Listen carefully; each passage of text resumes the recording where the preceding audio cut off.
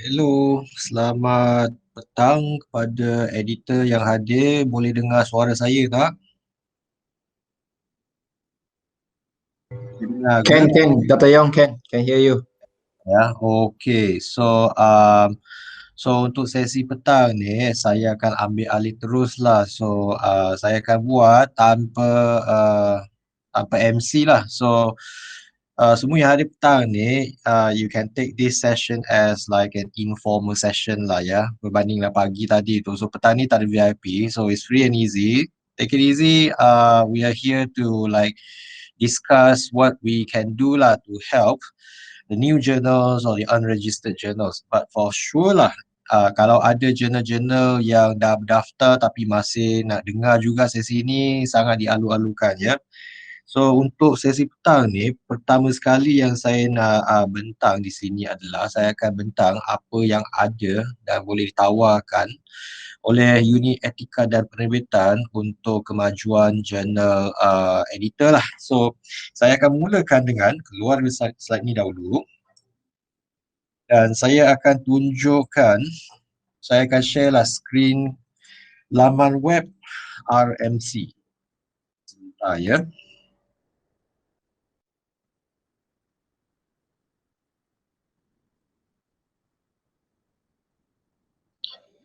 Okey, berikut adalah laman web rasmi RMC dan maklumat yang berkenaan dengan unit etika dan penerbit sebenarnya dia terlindung dalam laman web rasmi ni. Sebelum ni kami adalah beberapa poster dan juga running banner berkenaan.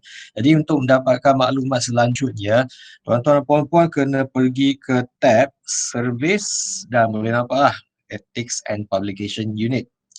So selepas klik ni, dia akan bawa tuan-tuan dan puan-puan ke laman web berkenaan dengan Ethics and Publication Unit. So dari sini adalah pelbagai penerangan berkenaan dengan dua portfolio yang dipegang oleh EPU, Ethics and Publication Unit, di mana maklumat berkenaan dengan etika ada pada side panel sebelah kanan. So boleh layar lah ya, mana-mana yang berkenaan saja. Sebab saya difahamkan selepas ni satu UiTM termasuk juga pelajar pasca siswaza dan juga pra siswaza perlu memohon kelulusan etika sekiranya tertakluk. Okay, so saya rasa ni pun juga tertakluk pada jurnal lah, sebab setahu saya kebanyakan jurnal berimpak tinggi Q1, Q2, Q3 dan Q4, kesemua jurnal ni mereka mempunyai provision. Sekiranya sesuatu penyelidikan yang terlibat dalam sesuatu manuskrip melibatkan etika manusia, maka adalah harus kelulusan tersebut diperolehi. Jadi penulis mesti memberikan bukti-bukti kelulusan etika sekiranya berkenaan. Jadi ini mungkin tidak tertakluk pada penyelidikan tuan-tuan dan puan-puan, tapi sekiranya perlu, mungkin boleh sediakan siap-siap dan masukkan dalam kenyataan etika atau ethics statement dalam laman web masing-masing. Ini terutama sekali bagi jurnal-jurnal yang melibatkan penyelidikan manusia, contohnya medicine, journal that is related to medicine, clinical research and pharmacy. Yang itu memang agak confirm lah, wajib. Hampir setiap satu lah. Ya, okay, so selesai berkenaan dengan etik, saya tak akan bincang lanjut berkenaan dengan etika, tapi saya akan tumpukan perhatian kepada servis-servis ataupun perkhidmatan yang ditawarkan oleh subunit penerbitan. So di sini boleh scroll ke bawah ataupun sebelah panel kanan pun dah boleh nampak Journal UiTM, di mana you klik ni dia akan membawa kita ke satu portal lah. So portal ni hanya untuk promosi semua jurnal yang ada pada UiTM. Saya tunjuklah ya, alang-alang dah sampai. So bila klik sini akan sampai ke sebenarnya OJS. Portal ni sebenarnya OJS, nah inilah menu utama, di mana kesemua jurnal yang berdaftar sahaja dimasukkan sini. Yang belum berdaftar tidak dimasukkan lagi. Okay, so nanti saya akan terangkan kenapa ya. So untuk jurnal berdaftar saja akan dimasukkan, termasuk jugalah pautan-pautan yang berkenaan. So susunan ni mengikut pencapaian jurnal jugalah. Kalau jurnal yang berindeks dia akan duduk atas, diikuti oleh jurnal yang terindeks ACI ataupun berpotensi Scopus, diikuti oleh jurnal-jurnal yang berindeks MySite dan seterusnya. Jadi semua jurnal ada di sinilah, ya.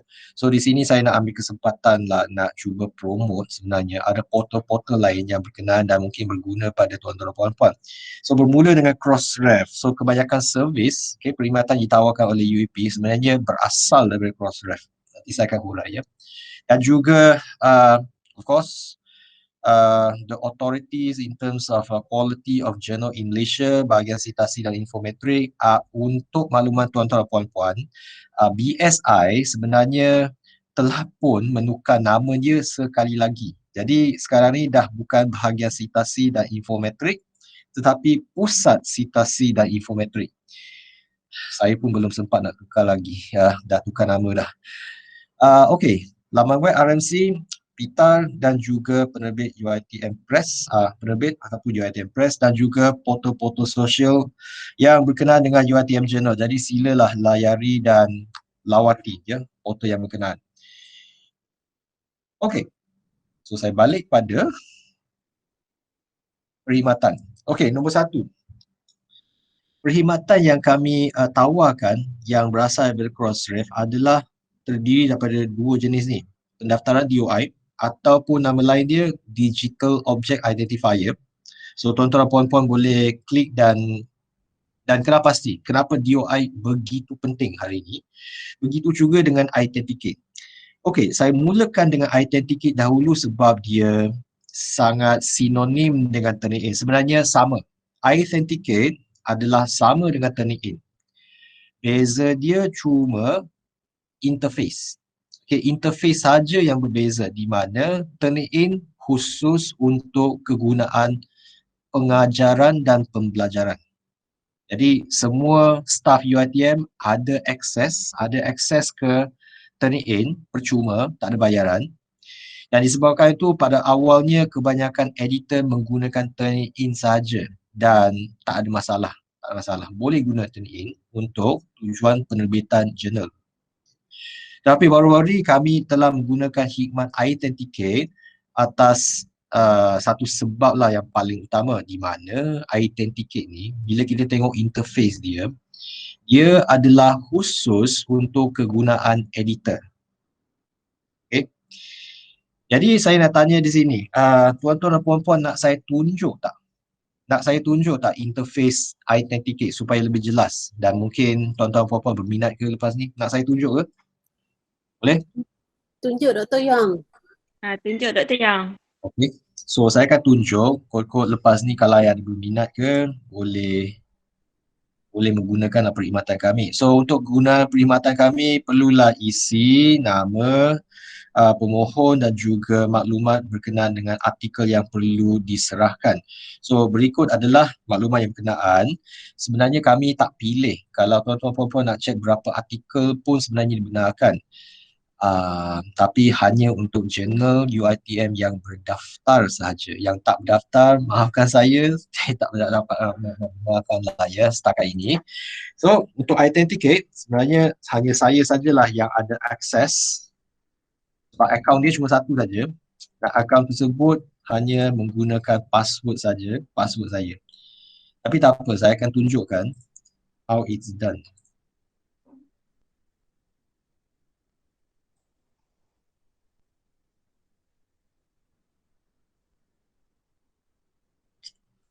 Sebentar ya, sebab saya pun tak berapa ingat password dia.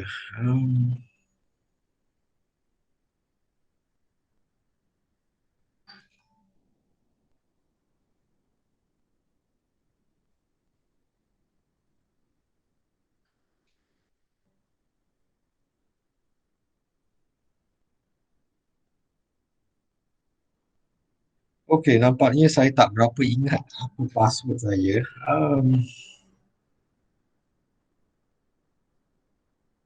Ah.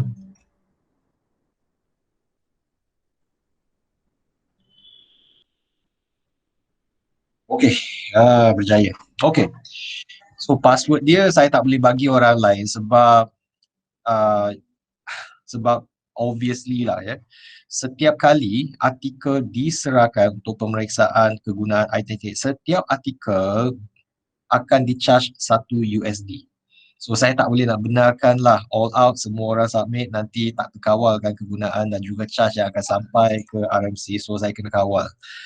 Okey, dan berikut adalah interface, interface yang digunakan. So mana-mana jurnal, setakat ini tak banyak jurnal yang menggunakan Identicate. Yang banyak sekali menggunakan Identicate adalah IJMAL, International Journal of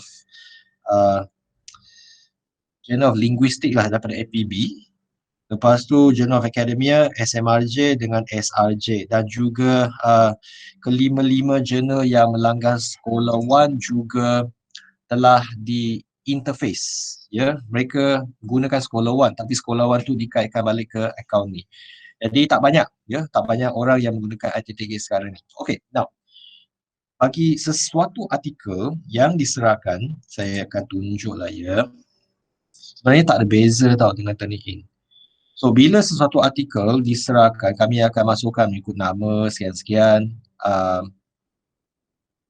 dan juga tajuk artikel. Dan selepas dimasukkan, interface dia kalau tuan-tuan puan-puan masih ingat, sebenarnya sama dengan Turnitin. Ya, dia sama. Tapi beza dia selain warna, dia ada beza yang agak ketara lah. Okey, nombor satu ialah, selepas kami dah masukkan artikel, kami boleh tengok dia similarity index datang daripada sumber mana. Dia boleh ketengahkan dari sumber internet dan sebagainya. Jadi di sini boleh tengoklah, sumber internet daripada mana. Ini mungkin daripada sesuatu artikel yang telah diterbitkan di bawah Springer. Baru 2%, tak ada masalah. Tapi kalau kita nak tengok secara terperinci, sekiranya lah sesuatu artikel tu sangat tinggi similarity index dia ada sebab. Sebab pada mulanya, mana-mana artikel yang diserahkan, mereka tidak dikecualikan, ya, pemeriksaan, terutama sekali pada bahagian reference. Jadi, kita kena tengoklah, kena kecualikan bibliografi dan juga quotes. Itu memang standard, memang tidak akan diambil kira. Yang lain-lain tu kami tak sentuh. Tetapi, kalau tuan-tuan tengok sekali lagi, pada bahagian bawah kanan section tu, exclude section. Hanya Identicate saja yang boleh exclude abstract, methods and materials. Jadi di sini berdasarkan pada, dia bergantunglah kepada polisi jurnal masing-masing. Ada jurnal yang agak relax terhadap keperluan similarity index, ada yang mereka mungkin tak ambil kira abstract ataupun methods and materials. So semua tu bergantung. Tapi ada juga bergantunglah pada tuan-tuan puan-puan sama ada nak ambil kira ni ataupun keseluruhan manuskrip kecuali reference.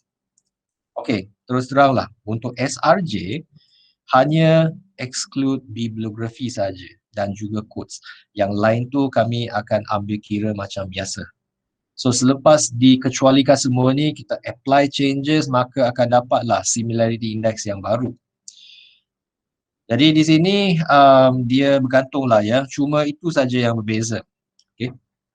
So setakat ni, kalau kita nampak semua benda tu, dia sebenarnya sebiji, dia sama macam Turnitin. So setakat ni ada apa-apa soalan tak sebelum saya balik ke keluar daripada Identicate ni? Ada apa-apa soalan tak? Ada Dr. Yong, saya Amizon. Yep. Ada tak cadangan percentage of similarity ni daripada RMC untuk jurnal, sesuatu jurnal? Okey, buat masa ini tak ada arahan rasmi baik daripada pejabat TNCPI, daripada universiti ataupun daripada RMC khususnya, sebab semua tu bergantung kepada jurnal masing-masing.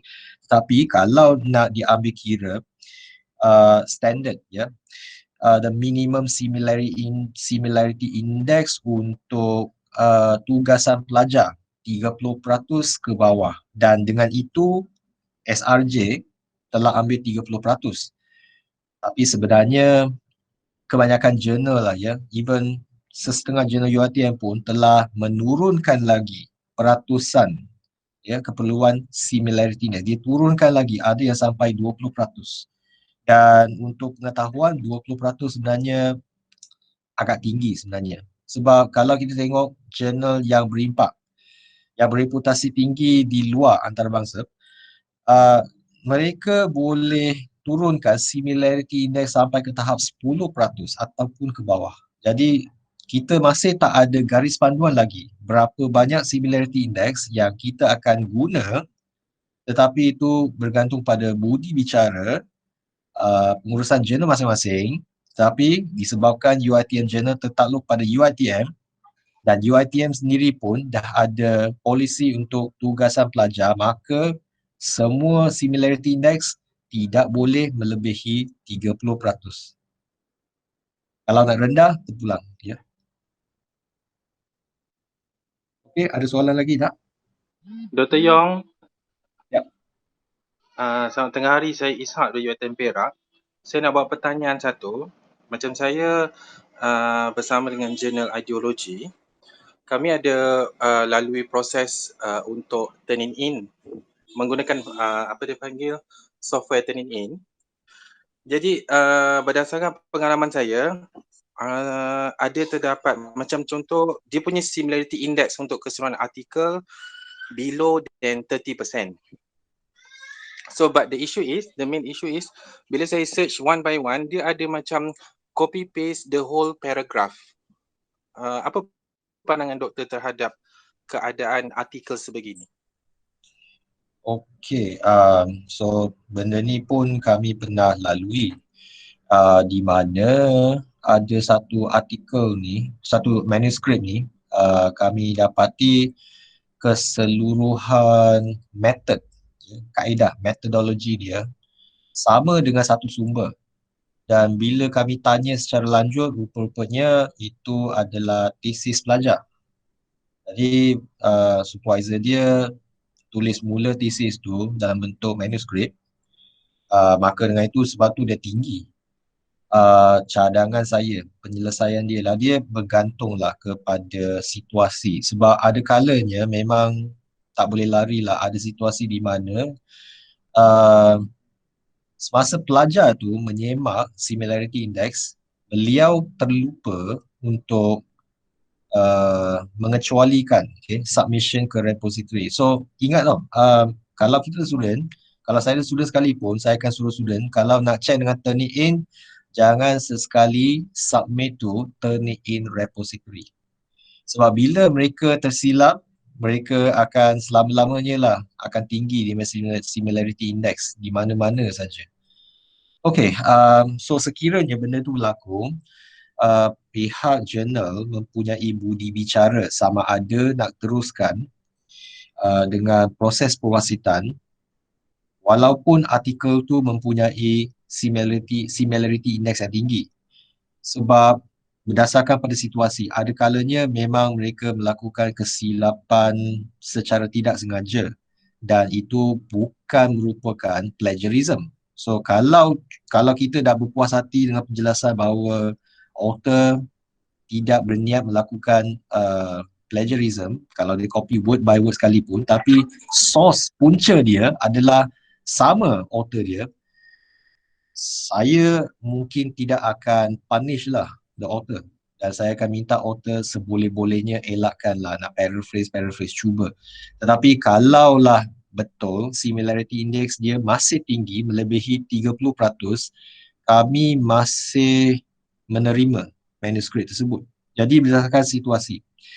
Ada juga kes di mana sesuatu artikel tu, yang ni selalunya kami terima daripada Asia Tengah, tak nak cakap lah negara mana, Asia Tengah, di mana artikel mereka memang copy paste, cantum-cantum, lepas tu hantar ke manuskrip dan kami daripada tengok, bila kami tengok dia punya laporan Turnitin ni, dia adalah cantuman beberapa sumber, tak ada paraphrase langsung. Jadi kami sebenarnya tak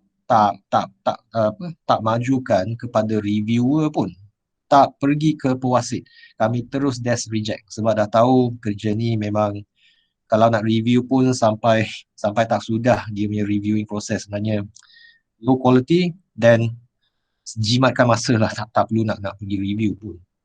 So semua tu bergantung. Okay, one thing Doktor. Ada satu kes macam kami, ada satu artikel, dia gunakan penulisan yang sama dan dalam satu-satu paragraf tu dia dah publish kat tempat lain, then paragraf yang sama dia masukkan dalam artikel yang dia submit dekat jurnal kami.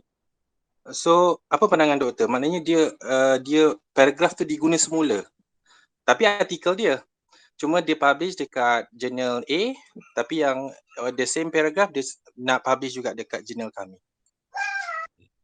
Okey, untuk situasi ini disebabkan bahan tersebut telah pun diterbitkan di jurnal lain, maka dengan itu penulis tidak sepatutnya copy bulat-bulat, paste dalam manuskrip lain dan hantar ke jurnal lain. Ini namanya kita panggil self-plagiarism. Bunyi dia macam tak bersalah, tetapi kalau mengikut standard etika penerbitan, ianya masih dianggap salah dan tak sepatutnya dilakukan penulis. Okay, thank you doktor. Right. So ada soalan lanjut tak? Sebab kalau tak ada, mungkin kami boleh proceed. Hello Dr. Yong, nama saya Dr. Muhyiddin daripada UiTM Perak.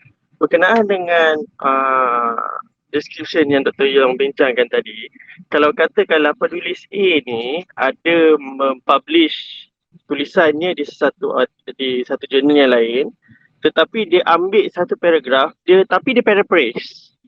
Is it okay? Dr. Yong, mohon pencerahan. Okay. Kalaulah dia boleh paraphrase dan selepas paraphrase point dia masih boleh difahami dan selepas paraphrase dia melepasi pemeriksaan similarity index, tak salah sebenarnya. So sebenarnya similarity index ni sebagai satu panduan, dia bukan foolproof.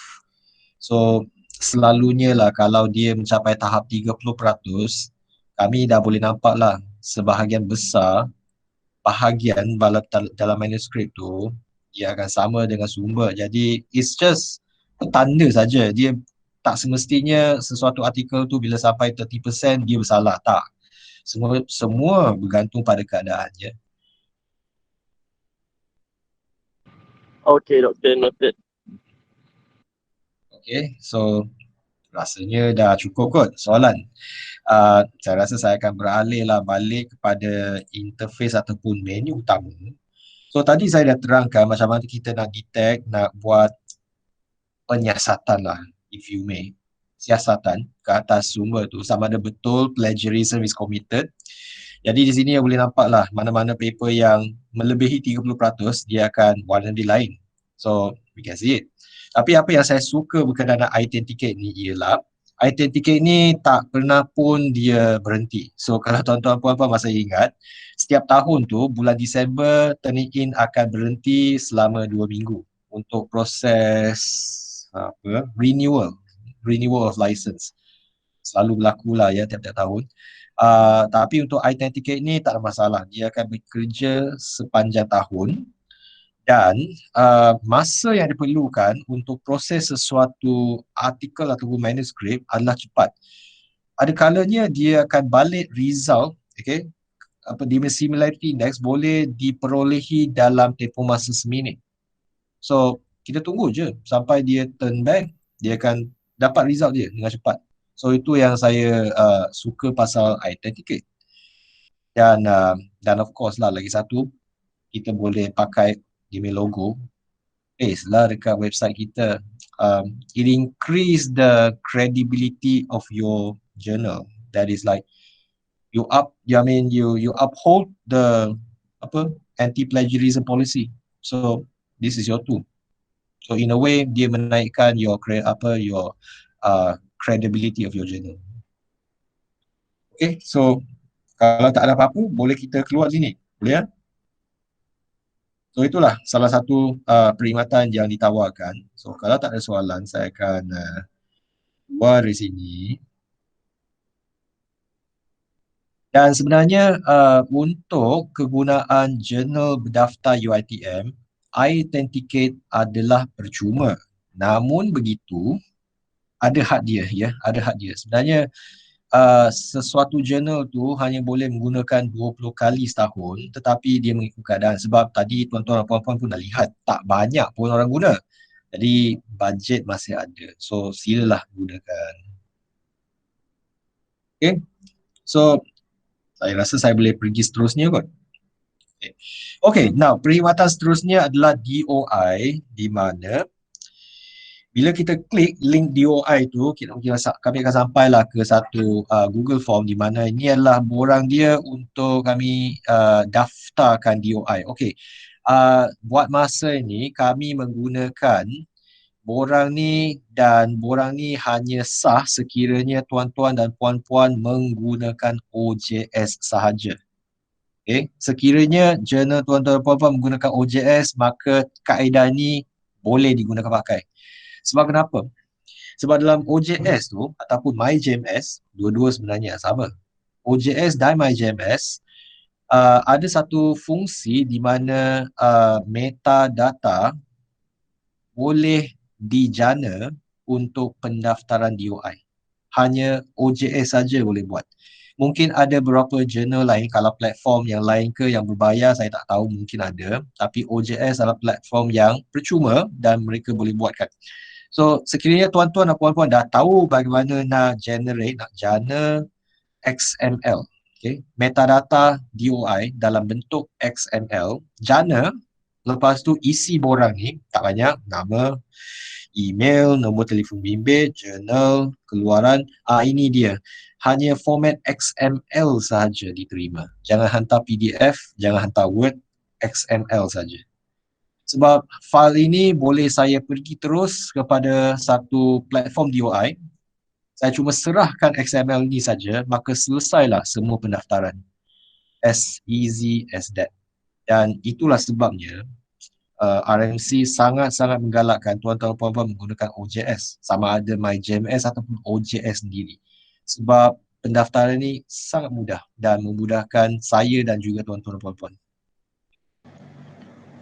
Okay, so Dr. Yang boleh tolong pastekan link pendaftaran DOI dekat chat box tak? dia senang aja. Layarilah laman web UEP dalam RMC ni. Ada je di sini. Ni, iAuthenticate, DOI. So setakat ni saya dah cover lah dua-dua ni. Oh, okay. Thank you. Hanya perlu masuk ke laman web RMC. Okay, so boleh saya tahu tak ada sesiapa di sini yang ingin menggunakan DOI tetapi tidak menggunakan MyJMS ataupun OJS? Ada ke di sini? Ada tak?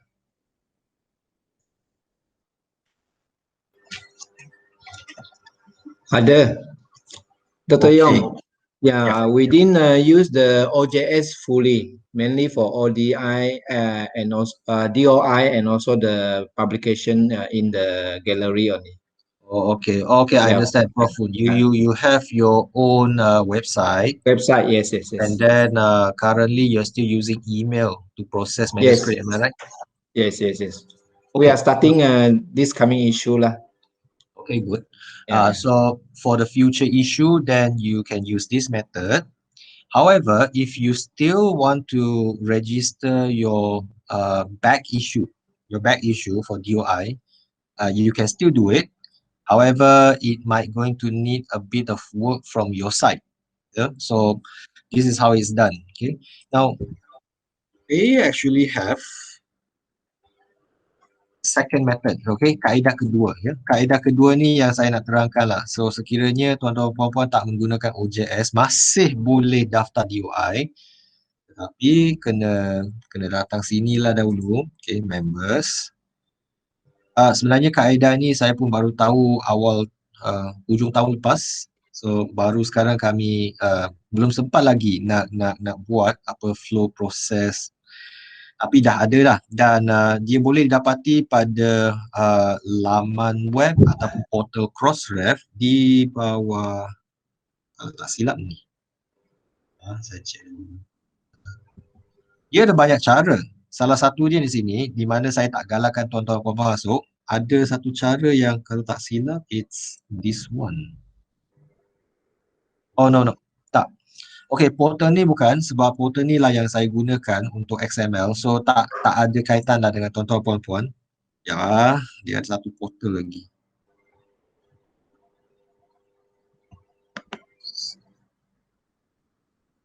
Ya, ni. So this one. Register all non-journal content, tapi sebelum tu saya copy link address dan saya paste dekat chat supaya semua orang boleh dapat, ya. Sekiranya perlulah ya lepas ni. So bila klik ni, dia akan pergi ke satu portal, di mana portal ni adalah web deposit. So web deposit ni dia boleh register DOI, journal, buku, conference proceeding dan bermacam-macam.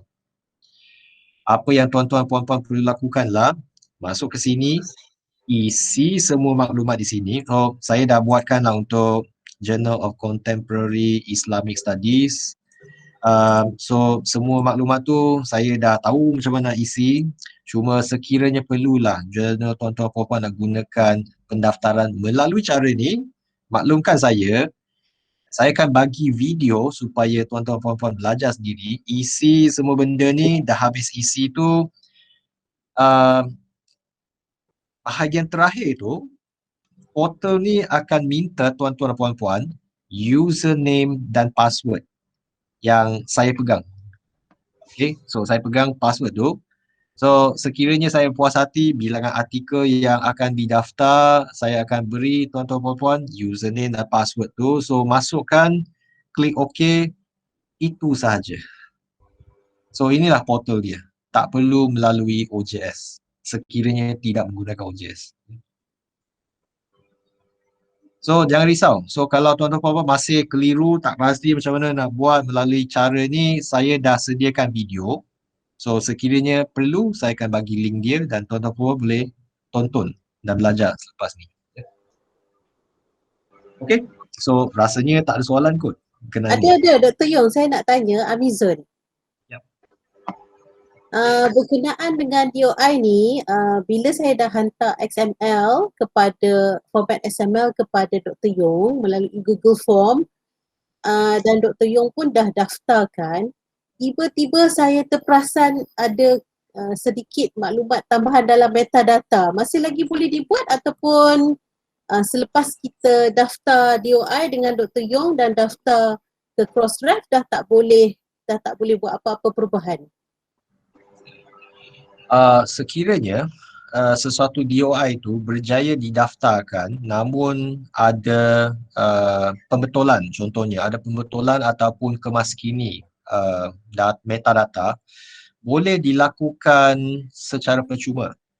Sebab mengikut apa yang Crossref selalu buat, sekiranya sesuatu DOI itu telah didaftarkan dan berfungsi, mana-mana pendaftaran semula ke atas DOI yang sama tidak akan di-charge. So buatlah macam mana kemaskini yang diperlukan. Sebab kami faham, sebab DOI adalah satu ID yang tetap, tetapi URL selalu berubah. Itu memang fakta lah ya, sebab mungkin kami nak beralih kepada server yang lain, bertukar server ke, bertukar pada web service server web portal provider yang berbeza. So mungkin dia melibatkan perubahan URL. Jadi sekiranya benda tu berlaku, tak apa, just isi borang ni ataupun regenerate the XML dengan metadata yang telah dikemas kini, hantar kepada saya akan daftar je. So tidak melibatkan charge tambahan. Lagi satu Dr. Yong, kalau kita ada isu, katakan satu ke dua, dalam tu ada banyak artikel, adakah XML itu mengikut isu ataupun mengikut bilangan artikel? Okay, now semua ni bergantung pada sebaik mana OJS kita berfungsi. Sebab selagi OJS kita tak ada masalah, kita boleh jana XML pada keseluruhan isu tersebut. So sekiranya isu tu ada 20 artikel, kita boleh tick ke semua artikel yang terlibat, jana XML, dan boleh jana satu XML saja untuk 20 artikel, tak ada masalah. Saya rasa mungkin ni melibatkan apa yang berlaku pada MJSET yang ke belakang ni. Saya pun tak pasti kenapa. Ada sesetengah artikel yang tak lepas. Contohnya ada metadata yang tak betul. OJS dia ada satu sistem yang dia boleh detect. Contohnya lah, ada mungkin tahun yang kita masukkan tak munasabah. Okay. Of course lah tahun sekarang ni 2021. Tetapi mungkin kita tersilap tekan, kita tekan 5021. So tak munasabah, sistem akan block. So dia tak akan generate XML sekiranya ada metadata yang salah ataupun tak munasabah. Ataupun contohnya untuk page number contohnya, kita tertekan nombor, dia pun akan block. Okay. OJS ataupun MyJMS akan block. Dan sebab itu, bila ada sesuatu artikel yang metadata dia tak betul, bila kita generate 20 manuskrip, 20 artikel, ya sistem akan block dan kita tak akan dapatlah XML tu. Jadi disebabkan itu saya cadangkan pada Dr. Amizul supaya generate lah setiap artikel satu persatu, then you will discover lah artikel mana yang bermasalah.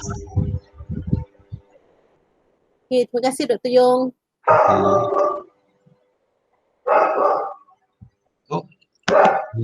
Ada apa-apa lagi ke yang berkenaan dengan web deposit? Sekiranya tak ada, dan saya akan keluar semula. Jadi itulah ya, tuan-tuan dan puan-puan, dua perkhidmatan yang paling utama yang kami tawarkan, satu DOI, satu IT ticket.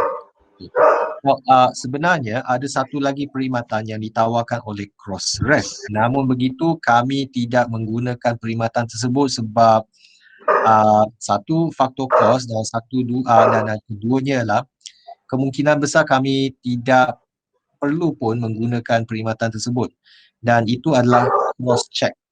So kalau tuan-tuan puan-puan berminat boleh check, tapi kami tak melanggan lah setakat ini. So hampir kesemua lah kami. Okay, so setakat itu saja untuk ITTK dan DOI, dan biar saya terangkan secara lanjut lah kenapa tuan-tuan dan puan-puan perlu menggunakan dan mendaftarkan DOI ke atas artikel. Saya bagi contoh lah ya. Saya gunakan Publons. Saya telah memberitahu ke semua editor yang mahu diberi surat lantikan daripada VC sebagai managing editor dan chief editor, wajib mempunyai profil. So berikut adalah profil Publon saya. Sekiranya tak ada, silalah wujudkan satu. Disebabkan kenapa? Disebabkan oleh bahagian yang akhir ni, verified reviews dengan verified records, editor records. Sebab inilah bukti yang telah disemak oleh pihak Publons bahawa kami telah siap sebanyak 44 review dan juga 16 editorial process. So ini bermakna kami dah ada experience, a verified experience from Publons. Maka dengan itu jadi layaklah tuan-tuan puan-puan diberi satu surat lantikan, ya. Sebab sebagaimana yang diwajibkan JKIPU, Jawatan Kuasa untuk Penyelidikan Universiti, salah satu syarat dia yang dikenakan adalah chief editor dan managing editor perlu ada pengalaman sama ada dalam sebagai pewasit ataupun sebagai editor. Nah, inilah bukti dia, ya. Okay, now satu lagi yang saya nak share lah, okay, balik pada DOI. Kalau tuan-tuan dan puan-puan tengok, kebanyakan entry yang ada di sini semua ada DOI. Semua ada DOI. So journal ni Q3, journal ni Q2. Tapi SRJ tak ada Q kan? So kenapa masih boleh masuk Publons? Sebab SRJ menggunakan DOI. So bagi menyenangkan proses tuan-tuan dan puan-puan nak masukkan artikel yang diterbitkan dalam mana-mana jurnal UiTM, walaupun belum diindeks Scopus ataupun website, masih boleh masuk ke Publons selagi mereka ada DOI. So inilah bukti dia. SRJ tak diindeks mana-mana pun, tapi masih sempat masuk ke Publons. So apa implikasi dia? Dia sekiranya kami menggunakan DOI, dia membolehkan jurnal UiTM diletakkan pada satu platform yang sama setara dengan jurnal berindeks Scopus dan juga Web of Science. Walaupun kami tak setara, tapi dah boleh didapati pada platform yang sama. Jadi dari segi visibility, itu dah setara dengan Web of Science dan Scopus. So itulah kenapa saya cadangkan semua jurnal UiTM menggunakan DOI. Okay, ada soalan lanjut tak berkenaan dengan DOI? Dr. Yong, boleh tanya? Ya, silakan. Rashida daripada UiTM Perak ni. Saya nak tanya tentang pablons tu, Doktor. Okey, kalau tengok dekat bahagian doktor punya pablons di atas tu kan, doktor boleh naik ke atas sikit. Okay, right. Dekat sini doktor ada 5 items kan, termasuklah verified reviews, verified editor records kan. Okay, isunya untuk saya tengok macam mana kita nak dapatkan tentang yang 2 item yang terakhir tu. Okay. Bagaimana dia punya proses, sebab saya cuba untuk dapatkan 2 items tu tetapi tak keluar dia punya those item. Macam tu, doktor? Okay, macam mana kita nak kemaskini? Kemaskini verified reviews dengan verified editor records. Itu soalan dia kan? Rasanya itulah kot, sebab saya fikir saya dah buat all the verified reviews tu semua, tetapi dia punya dekat bahagian pablons bahagian atas ni dia still tak keluar juga 2 items yang terakhir tu. Okay, dia saya mungkin Dr. Rashida buat sendiri kan. Kalau Dr. Rashida buat sendiri, kemungkinan dia punya technician tu yang menjagalah, yang membuat pengesahan review ni, mereka mungkin tak berpuas hati lah dengan apa yang Dr. Rashida dah key in. Jadi sebenarnya saya pun tak buat, saya tak key in sendiri. Macam mana saya buat, macam mana saya update bilangan ni, saya cuma hantar email bukti di mana saya dah selesai review, bukti di mana saya dah selesai sesuatu editorial record kepada email, email pablons. Saya hantar kepada mereka saja dan mereka akan isikan. Saya tak perlu isi apa-apa pun. Dan saya tunjuk. Okay. Maksudnya kita kena hantar email begitulah, bukan kita yang isi ke? Tak. Kita sebenarnya boleh isi, tapi saya tak buat sebab leceh. Banyak benda yang kita nak isi. Nanti tersilap isi, dia tak bagi pula. So, saya cukup senang. Sebab setiap kali selepas kami dah habis review, kan kita akan dapat acknowledgement letter kan. Acknowledgement email daripada editor. So, kita cuma forward saja email tersebut kepada pablons. So, itu saja. Dalam sehari 2 tu dia akan update. Oh, okay. Baik, doktor. Terima kasih, doktor. Semua dah tahu kan macam mana bentuk email dia. By the way, saya belum bagi tahu lagi alamat email, the email address yang sepatutnya kita hantar kan. Belum kan? Okay, saya tunjuklah, saya akan tunjuk dalam sini. It's reviews. Ni dia. Boleh nampak kan? So macam mana saya buat, saya cuma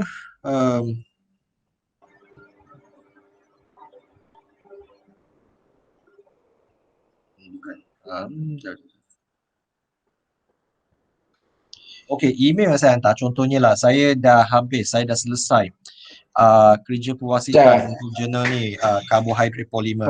So saya dapat email ni. Email ni yang dia acknowledge lah ya, so thank you macam biasa lah kan. Okay.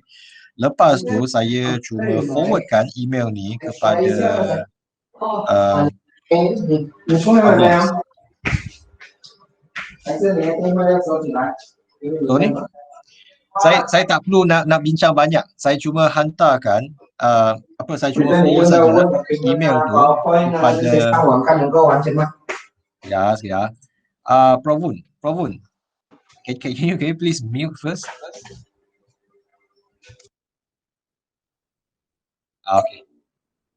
So balik pada email tadi tu. So ni acknowledgement email dia. So saya cuma forward kepada pablons dan saya bagi tahu dia, okay, sila update saya punya profile berdasarkan ni, ini profile saya dalam Pablo, so update. Dan mereka akan maklumkan kepada saya, okay, permintaan saya sekian, reference dia Q. So dalam masa, kalau tak silap sehari dua saja, dia dah update dah. So saya tak perlu isi apa pun. I see. Doktor, itu kalau kata kita anggap kalau kata yang akan datang lah untuk kita review certain paper atau articles kan. How about kalau kata the articles ataupun manuskrip yang kita dah review for the yang sebelum ni, yang bulan lepas ke, tahun lepas ke kan, sebab maybe ada yang baru nak create dia punya pablons. Therefore dia punya yang dia review yang lepas tu macam mana kita nak submit kepada pablon? Adakah kita just email macam mana yang doktor dah buat tu atau bagaimana? Ya, sama. So kita cuma perlu majukan, okay, the acknowledgement email tu kepada Pablons dan mereka akan buat segala-galanya walaupun dah lama, mereka tetap terima. Tak perlu yang terkini. Okey, baik. Terima kasih doktor. Right, welcome. Dr. Yong, saya ada soalan. Ya, silakan. Boleh saya dulu Dr. Zulaiha? Boleh? Boleh. Saya ada dua soalan. Satu soalannya, kalau kita dalam editorial board untuk jurnal UiTM ni, contoh macam saya MJSET, adakah saya tidak boleh juga menjadi reviewer untuk artikel dalam MJSET? Itu soalan pertama. Kedua, tadi Dr. Yong tunjuk bukti acknowledgement after reviewer selepas membuat kerja review. Contohnya untuk MJSET, kalau chief editor kita menggunakan email sendiri bukan email di bawah nama MJSET, adakah itu dikira sebagai valid? Terima kasih Dr. Yong. Okay, soalan pertama tu, boleh tak you yourself, okay, sidang editor menjadi reviewer untuk MJSET, jurnal yang sama? Jawapan dia boleh, tetapi dia bergantunglah sama ada berlaku ada konflik ke tidak, sebab setahu saya by default, MyJMS lah, by default sekiranya seseorang managing editor lah contohnya, sekiranya managing editor tu menjadi reviewer bagi sesuatu artikel tu, maka orang yang sama tak boleh menjadi managing editor. So dia tak boleh handle manuskrip tu. Selepas dia jadi review, that's it. Dia adalah reviewer for that article. So ethically speaking, seseorang tak boleh memegang two roles. That one person cannot hold two of the same role. So boleh dikatakan lah dalam pengurusan jurnal pun ada pemisahan kuasa lah, sebagai reviewer dan juga sebagai editor. Tapi dia boleh je. So you have to choose lah either one. Dia tak boleh dua-dua pada masa yang sama. By the way, soalan kedua, boleh ulang tak soalan kedua? Saya tak berapa pasti. Soalan keduanya ialah perlukah kita guna email rasmi jurnal tersebut? Contoh macam MJSET, guna MJSET @MJSET something ataupun MJSET something instead of guna email personal. Contoh macam staff UiTM, email Gmail. Yang ini untuk tujuan apa? Contoh tadi macam kalau chief editor nak hantar notification acknowledgement selepas membuat kerja reviewer dalam MJS ke, kalau MJS betul lah ya, kalau kita nak hantar acknowledgement tadi, kalau boleh dibuat dalam OJS, sebab pengalaman kita kebanyakan kita login guna email personal bukan email editorial MJSET katakan. So adakah itu memberikan apa-apa masalah? Okey. Bagi saya tak ada masalah sebab sesi pagi pun dah nyatakan. Di mana dalam senarai editorial board tu perlu dimasukkan personal email. Jadi sekiranya personal email digunakan untuk menyampaikan sesuatu keputusan perwasitan, tak ada masalah. Saya tak rasa itu masalah yang besar lah, selagi kita tak gunakan Gmail. Kalau guna UiTM email rasmi dan email yang sama rasmi itu ada pada senarai editorial board, tak ada masalah. Tetapi mungkin akan timbul isu lah sekiranya kita gunakan Gmail. Okay. Terima kasih Dr. Yong. Right. Yeah, Dr. Young, I have one advisory editor. He is from the industry, so he has many how to say companies. So he refused to use the institutional email. So he gave me the Gmail address. Is it acceptable? Because it's not like us from the academic institution. Okay. Well, if Only that, one. Yeah. If that so-called industry player who has official email but prefer to use a Gmail, one potential issue maybe is the credibility of his review when he's given a reviewing task. So if that He's not a person, reviewer. He's a advisory editor, advisory board. okay. He is a person with Tan Sri title. He's a very high-ranking person, but he is how to say, he reads a lot and he is very knowledgeable and experienced. So we need his professional views and also some of the methodological aspect lah. So, but he says cannot use. He refuses to use the institutional, the company emails and so on. Yeah, I understand, because sometimes they might be liable, right? They might be liable inside the general. Well, as long as they are not reviewing, I think that should be okay. Because now he is not reviewing. Some of the issue might arise because previously 5 years ago there was some issue regarding fake review, and most of these fake reviewers, they are using Gmail, those common ones. In fact, those reviewers are actually the same person with the author, so they nominate the reviewers by creating many fake profiles in Gmail, and they ended up reviewing their own articles. So from that point onwards, for precautions lah, many of the editors, they are not advised lah to appoint any reviewers who uses Gmail that time. But since this is just an advisory editor, I think that should be okay. Yeah. Reviewer, we understand. Okay, thank you. Okay. Ada apa lagi soalan tak? Tak habis ni. Ada lagi nak bagi tahu. Okay, kalau Yeah. on the publication part tu, bila dia tie to Pablons, publication tu dia extract from WOS sahaja ataupun Scopus sekali? Okay, publication ni dia kalau by default lah, dia akan extract from WOS.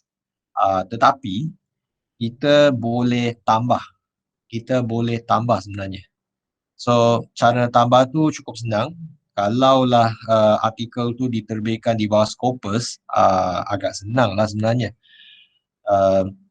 Kita cuma kena masukkan metadata yang berkenaan dan tunggu masa di verify saja. Tapi saya dapati verification dia paling cepat sekiranya ada DOI. Ada DOI saja settle cepat. Dia tak tanya pun. Dia cuma ambil DOI dan terus dia boleh capture semua metadata tu. So maksudnya publication tu WOS and Scopus sajalah yang Pablons extract, yang boleh extract. Web of Science sebenarnya automatically. Yep. Okay. Kalau contoh Journal MySite tak adalah dia extract automatically, kita kena masukkan sendirilah.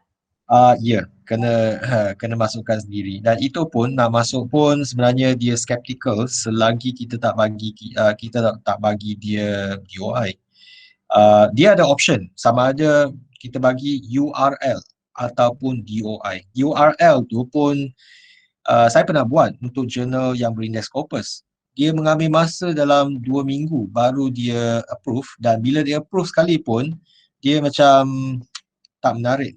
Dia contoh ni lah, Tropical Biomedicine. Jurnal ni ada DOI tapi dia macam tak menarik. Dan satu lagi jurnal ni, Malaysian Journal of Chemistry. Jurnal ni pun berindeks Scopus tapi jurnal ni tidak menggunakan DOI. Maka dengan itu metadata semua tak ada. Kalau berbanding dengan artikel kita yang jurnal MySite sekalipun ada DOI, tengok dia lengkap tau semua data. So itulah advantage. Kalau jurnal MySite kita yang belum Scopus, kalau guna DOI, dia nampak very credible tau berbanding dengan jurnal lain-lain yang Scopus tapi tak menggunakan DOI.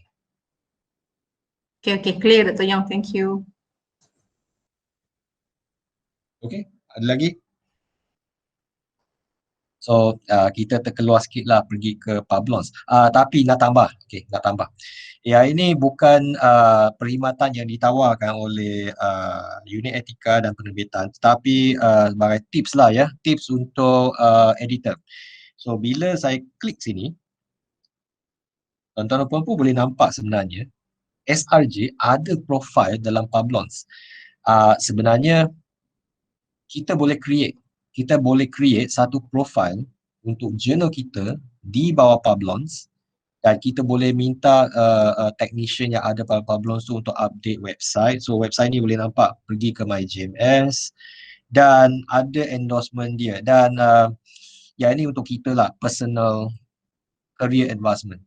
Sebab setiap kali bila kami update profile tu, dalam setiap jurnal yang kita pernah handle akan ditulis nama kita bersama dengan bilangan manuskrip yang pernah kita handle.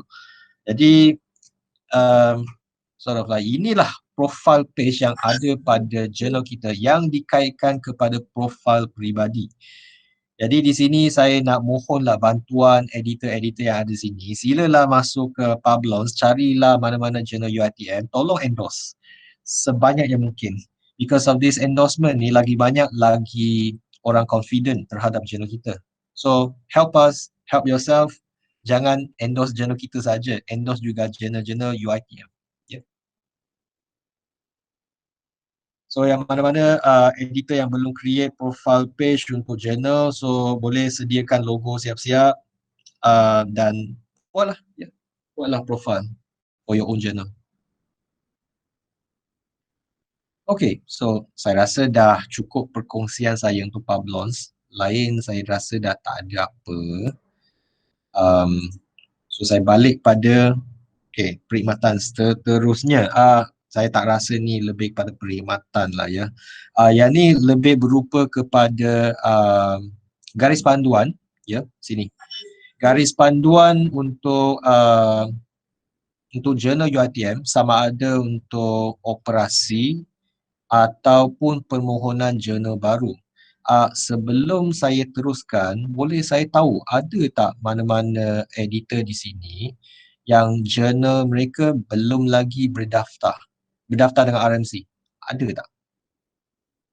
Sebab kalau ada, saya mungkin akan elaborate panjang sikit.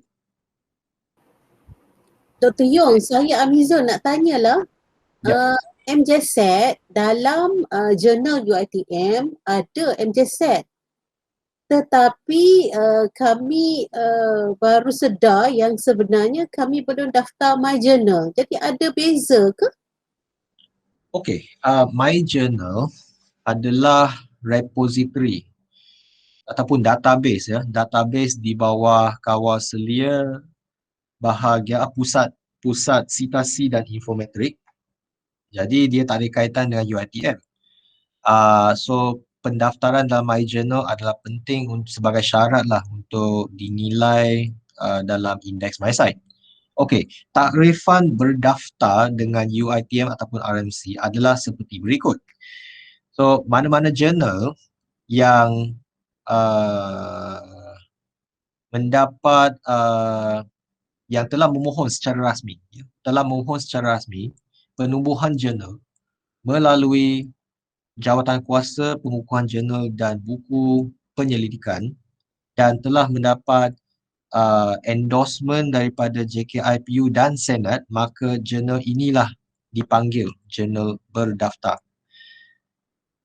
Mungkin tuan-tuan dan puan-puan belum ataupun tak pernah membuat permohonan sebab takrifan ni berkuat kuasa selepas garis panduan ni diwartakan. Saya nak tunjuklah garis panduan ni, mungkin tuan-tuan dan puan-puan dah pernah tengok, ya. Garis panduan ni telah dihantar kepada semua PTJ pada bulan, kalau tak silap, bulan Julai tahun 2019. Jadi kalau tuan-tuan dan puan-puan dah wujud jurnal sebelum tahun ni, kami absorb terus. Kami absorb terus dan anggap dia sebagai jurnal berdaftar.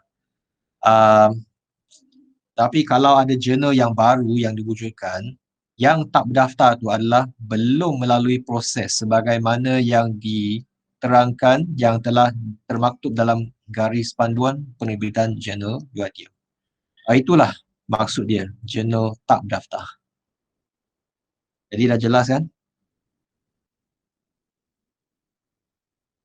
Okey. Kalau Jadi begitu, maksudnya Dr. Yong, sorry, saya tambah soalan. MJSET sudah berdaftar secara automatik disebabkan sebelum tu dah wujud, jadi ini telah diserap, telah berdaftar dengan UiTM, tetapi belum berdaftar dengan My Journal, iaitu Pusat Sitasi dan Infometrik tadi ya Dr. Yong. ya. Dan itu perlu dilakukan sendiri secara online. Ya, betul. Terima kasih Dr. Yong.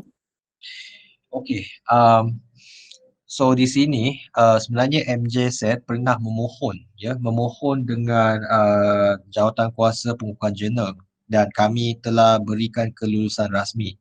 Jadi MJSET wujud selepas garis panduan ini dikeluarkan dan telah memohon secara rasmi, ya. Saya tak rasa saya nak masuk dan bagi tahu setiap satu bahagian berkenaan dengan garis panduan ni. Tetapi sekiranya tuan-tuan dan puan-puan belum pernah melihat kandungan garis panduan ni, saya nasihatkanlah sila tengok sebab di dalam garis panduan ni adalah segala panduan, ya, bagaimana sesuatu jurnal tu boleh diuruskan, ya. Sebab garis panduan ni mempunyai skop kerja untuk chief editor, untuk managing editor dan sebagainya. Tapi saya mengakulah garis panduan ni dihasilkan 3 tahun yang lepas dan tahun ni dah kira outdated lah sebenarnya. Sebab banyak syarat baru yang dikenakan oleh Pusat Sitasi dan Infometrik. Dan kalau tak silap, sebelum hujung tahun ni kami akan buat semakan dan segala pandangan ataupun cadangan daripada tuan-tuan dan puan-puan kami amat alu-alukan. So kalau ada cadangan, nak pindah, nak tambah bait, sila majukan, komen kepada saya dan kami akan buat pertimbangan sewajarnya. So saya rasa saya tak perlu go through kan garis panduan ni sebab nanti panjang pula. Ataupun ada apa-apa soalan tak yang membabitkan cara pengurusan jurnal ataupun cara penilaian jurnal. Sebab okey, tuan-tuan dan puan-puan, satu benda yang saya lupa nak bagi tahu ialah RMC menjalankan audit setiap bulan. Audit setiap bulan ke atas semua jurnal UiTM yang berdaftar dan tidak berdaftar. Yang tidak berdaftar pun kami pantau sebab jurnal tersebut menggunakan nama UiTM. Walaupun tak berdaftar, tapi kami masih menjalankan audit ke atas semua jurnal dan melaporkan hasil audit kepada Prof Nazib TNCPI. Yalah, mereka akan tanya semasa dalam mesyuarat JKIPU, kami akan tanya apakah prestasi jurnal sekian-sekian, sama ada mereka menerbitkan keluaran mengikut masa yang ditetapkan. Itulah yang kami laporkan dalam JKIPU kepada Prof Nazib. Okay, so saya rasa setakat itu saja yang saya nak sampaikan berkenaan dengan perkhidmatan yang ditawarkan oleh unit etika dan penerbitan. Jadi saya akan stop sharing. Ada apa-apa soalan tak yang mungkin timbul? Sebab saya rasa sesi ni sebenarnya diadakan bukan saja untuk jurnal yang berminat untuk dapatkan perkhidmatan, tetapi juga staf-staf yang mungkin berminat nak wujudkan jurnal baru. Jadi saya nak tanya, ada ke sesiapa di sini yang nak tahu proses permohonan jurnal baru?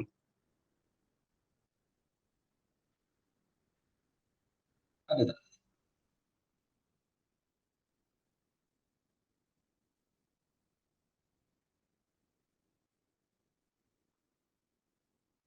Semua masih follow lagi ke? Perlu tak saya terangkan proses permohonan jurnal baru?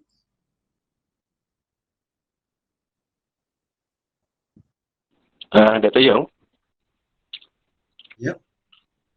saya Imran daripada UiTM Perak. Okey. Ya, boleh dengar? Boleh. Kami dalam proses nak menubuhkan satu jurnal baru lah. Tapi borang permohonan pun dah submit lah. Maknanya kami dah baca juga garis panduan yang dinyatakan tadi. Cuma kalau boleh Dr. Yong bagi sepintas lalu apa proses-proses yang perlu kami lalui. Okey. Saya sebut secara ringkas saja. Okey, saya sebut secara ringkas. Proses tu dimulakan oleh Chief Editor dahulu. Okey, Chief Editor akan kumpulkan segala dokumen yang diperlukan mengikut apa yang telah disenaraikan dalam borang. Okey. So untuk permohonan jurnal baru, pergi ke laman web RMC, sekali lagi unit etika dan penerbitan. So klik link ni, apply new journal, apply new UiTM journal, akan sampai ke Google Form lah. So pada Google Form ni adalah pautan yang berkenaan untuk lampiran, okay? Borang permohonan, template pembintangan, CV, semua editor dan juga garis panduan sebagai rujukan, ya. So semua tu selepas borang ni dilengkapkan, maka pejabat saya akan proses lah, okay? Pejabat saya akan kumpul semua bahan-bahan yang diperlukan, di mana bahan ini akan disemak oleh penilai. Okay? Penilai ini adalah adalah ahli jawatan kuasa pengukuhan jurnal sendiri, di mana keahlian jawatan kuasa terdiri daripada saya sendiri sebagai timbalan pengurusi, Prof. Zuraida sebagai pengurusi, 3 wakil daripada jurnal berindeks Scopus ataupun Web of Science UiTM, 3 lagi jurnal berindeks ACI yang merupakan jurnal berpotensi Scopus lah, dan 3 lagi wakil daripada profesor, ya, 3 wakil profesor daripada bidang yang berbeza. Maka dengan itu penilaian sesuatu jurnal adalah mengikut bidang kepakaran. Sekiranya ada jurnal yang berkenaan dengan bidang sains sosial, penilaian tu akan dilakukan oleh penilai yang berlatar belakangkan, okay, kepakaran dalam sains sosial. Selepas penilaian awal tu selesai, maka ia akan dibawa ke mesyuarat jawatan kuasa pengukuhan jurnal. Okey, di mana semasa mesyuarat tu Chief Editor akan dipanggil untuk membuat pembentangan, dan hasil penilaian akan dibacakan kepada Chief Editor untuk mereka defend lah. Dia macam grant, macam defend grant application, macam itulah, ya. Tetapi harus diingat, ya, dalam kalender ataupun takwim JPJBP, Jawatan Kuasa Pengukuhan Jurnal, kami hanya mengadakan mesyuarat 4 kali setahun, dan mesyuarat yang pertama baru sahaja selesai minggu lepas. Jadi untuk permohonan jurnal baru, kami akan bersidang pada pertengahan Jun tahun ni, ya, Jun, bukan setiap bulan kami bersidang, ya. Kami bersidang bulan Mac, Jun, September dan Disember. 4 kali setahun. Ya. Jadi selepas pembentangan dibuat, jawatan kuasa pengurusan jurnal tidak membuat keputusan, tapi kami akan majukan keputusan kami sama ada menyokong ataupun tidak menyokong permohonan jurnal baru di peringkat JKIPU, di mana pengerusi dia adalah Prof. Nazib sendiri. Jadi keputusan sama ada jurnal tu diluluskan penubuhan dia dilakukan di peringkat JKIPU. Sekiranya diluluskan, dia akan dimajukan ke Senate untuk kelulusan untuk kelulusan ataupun endorsement. Maka dengan itu sesuatu jurnal tu dibenarkan beroperasi. Jadi kalau diambil kira berapa lama proses penubuhan ni, dia mengambil masa paling cepat 3 bulan, tapi selalunya dalam masa 6 bulan, bergantung pada komen, ya, bergantung pada komen dan juga respon daripada pemohon, iaitu Chief Editor sendiri. Jadi harap saya telah menjawab soalan daripada Dr. Imran. Okey, terima kasih Dr. Yong. Saya rasa saya dah jelaskan secara ringkas proses penubuhan jurnal. Dia mengambil masa. Tapi saya rasa lebih baiklah saya tambah di sini. Okay? Daripada banyak-banyak permohonan yang kami terima setakat ini, banyak permohonan meminta penubuhan jurnal multidisciplinary. Dan itu isu dia.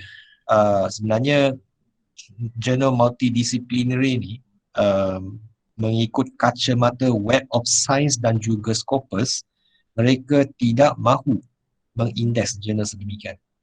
Bukan kami melarang, tapi sekiranya jurnal tersebut diwujudkan, maka jurnal ni tak akan masuk ke Scopus ataupun Web of Science. Jadi disebabkan tu kami tidak menggalakkan penubuhan jurnal multidisciplinary sekarang ni.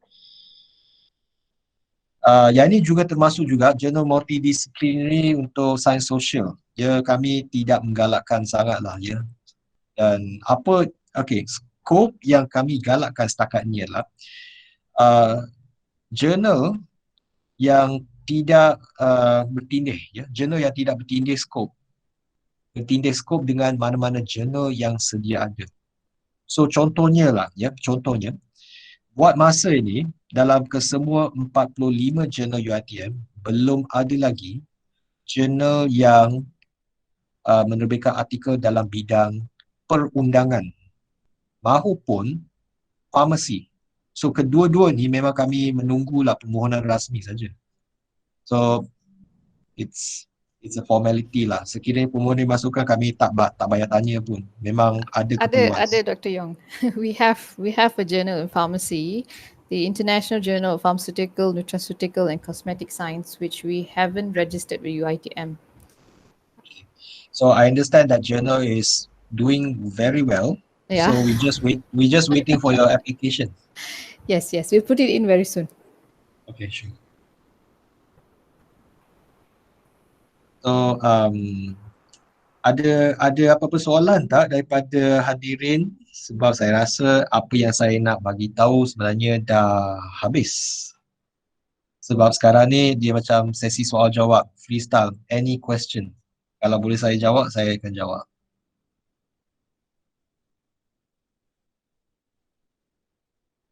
Ada ke? Sebenarnya saya berminatlah nak berbincang dengan mana-mana editor daripada jurnal tidak berdaftar. Kenapa ada jurnal yang diwujudkan dan belum daftar? Sebab kalau ikutkan prosedur dia kena consult dengan jawatan kuasa pengukuran jurnal sebelum diwujudkan. So kalau tak ada tu, that means bagaimana? Boleh kita berhenti di sini? Excuse me, Dr. Yong. Yes, Prof. So when can the journal applies the Scopus indexation? Do we have to wait for you or when? Okay, now on that question, I would say the chief editor will have their own liberty to apply. So you don't have to wait for my approval to apply for Scopus or Web of Science. However, we strongly encourage a discussion before you apply. This is because when you apply, you will be subjected to embargo if the verdict is unfavorable. Sometimes those verdicts may embargo you minimum 2 years. So those are the usual case. However, there are some cases that has happened in one of the journals in Northern Peninsula Malaysia. They were embargoed forever. So that is a possibility that we don't want to happen to our journal lah. So the minimum is 2 years. The maximum is forever. However, there are some journals who have been embargoed for 5 years. So we don't want our journals to be embargoed lah. Let us apply when we are really ready. Yeah, and it doesn't take too long. Yeah, I think let's look at your journal lah. Yeah, IJSMS. I would say it's almost ready because anyway, any journals who have been indexed by ACI has the Okay. recognition from the regional evaluators. So the regional evaluators already satisfied with IJSMS that it is quality enough to get into ACI. And for your information, ACI is one step from Scopus. So you will be able to apply Scopus when everything is ready. So this one I cannot comment because frankly speaking, I do not have the rubric from Scopus. So I think perhaps the best person to consult is Prof. Zuraida lah. Okay, okay. So thank you. Yeah. Ada lagi soalan ke? Okay, so kalau tak ada soalan, tak apa. Sekiranya tuan-tuan puan-puan ada soalan yang nak ditujukan kepada saya secara peribadi, tak apa. WhatsApp saya tuan-tuan puan-puan dah tahu. Email saya tuan-tuan puan pun dah tahu. So anytime send me your question, then I will try my best to answer it. Okay. Dan dengan itu saya ucapkan terima kasih kepada editor yang hadir pada sidang petang ini. Jadi tamatlah sudah ya program Majlis Anugerah Journal yang berlaku pada sesi pagi, audit Journal UiTM tujuan untuk MySite yang juga telah selesai pagi ini. Jadi petang ni sebenarnya lebih pada sembang santai. Jadi saya ucapkan terima kasihlah kepada tuan-tuan yang sudi hadir untuk menjayakan majlis ni. So sebelum saya mengundurkan diri, saya ingin menarik perhatian tuan-tuan dan puan-puan supaya bagi persediaan Journal MySite, sekiranya tuan-tuan dan puan-puan masih memerlukan penjelasan berkenaan dengan persediaan MySite, apa yang perlu dibuat, apa yang tak perlu dibuat, boleh hubungi saya ya. So dengan itu saya sudahi sesi petang ni dengan ucapan terima kasih. Okay, sekian. Thank you, take care, goodbye.